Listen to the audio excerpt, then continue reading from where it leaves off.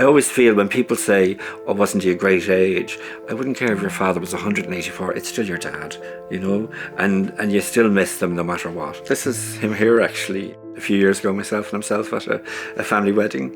He was so loving and he was kind, considerate, wouldn't complain at all, and he must have been in a lot of pain with the cancer. And we didn't have any knowledge of what to do, you know, and nobody wants to see their loved one in pain.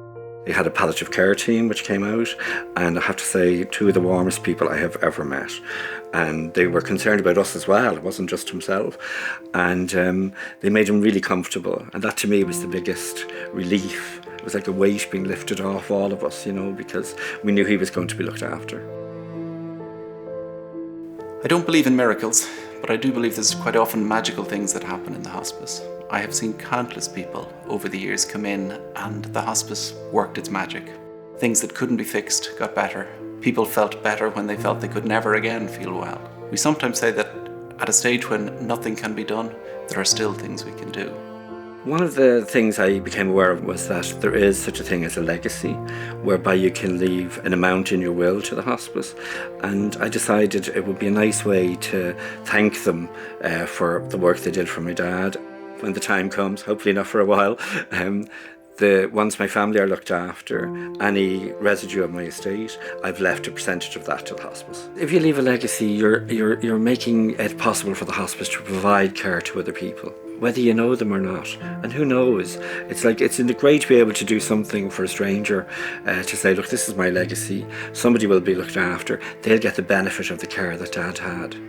We have patients who come in for all different kind of reasons here into the hospice. They come in for palliative care, they come in for residential care, they come in for respite care, and the care they receive here in the hospice can only happen from people's kindness and generosity. By making a gift in your will, be it small or large, you make an impact that lasts after you're gone.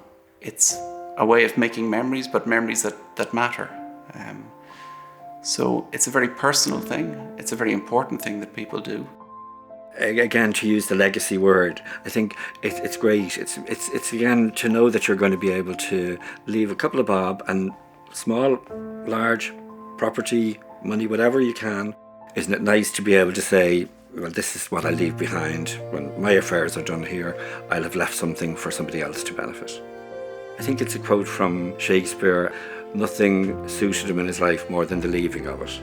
In that, the way he went, he was in the room there, just quiet. He opened his eyes, he looked at the three of us, myself, my mum and my sister, closed his eyes, and we thought he'd gone back to sleep, and we realised he'd gone.